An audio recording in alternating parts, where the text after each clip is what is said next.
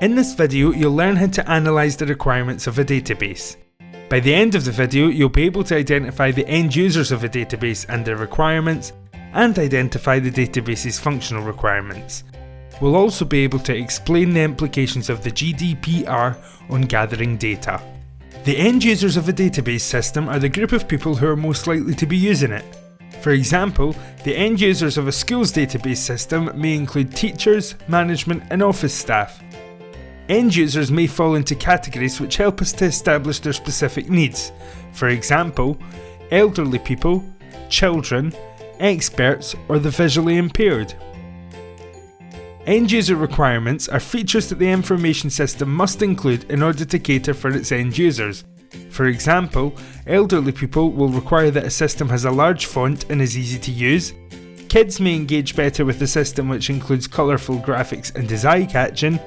Experts will look for systems which allow them to perform advanced functions quickly using things such as keyboard shortcuts. And visually impaired people will need features such as screen readers and magnifiers.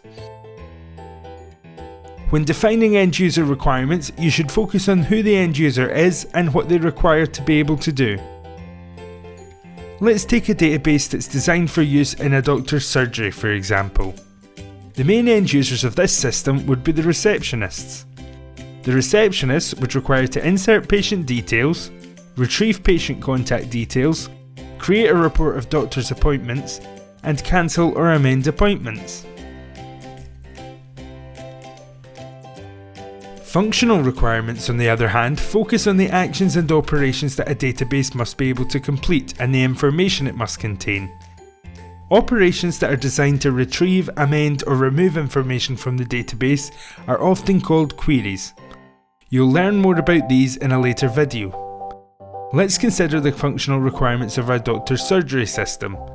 We may decide that the database must include a table of patient details including their names, dates of birth, contact numbers and addresses, a table of doctors including their names and numbers, a table of appointment details with things like day, time, doctor and patient, a query for listing the appointments by doctors sorted by day, a query for finding patients' contact details, and a query for updating appointments. When defining functional requirements, it's important to remember that we are defining what the database must do rather than what the person using it must do. When gathering data, as we do in a database, attention must be paid to the GDPR. This stands for General Data Protection Regulation. This is a law that's in place to avoid the misuse of personal data.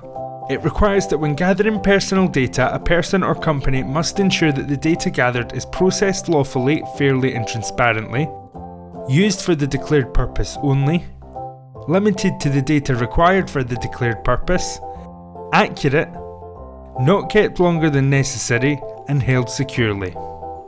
So now we're able to identify the end user requirements and functional requirements of a database system, as well as explaining the implications of the GDPR on the database system.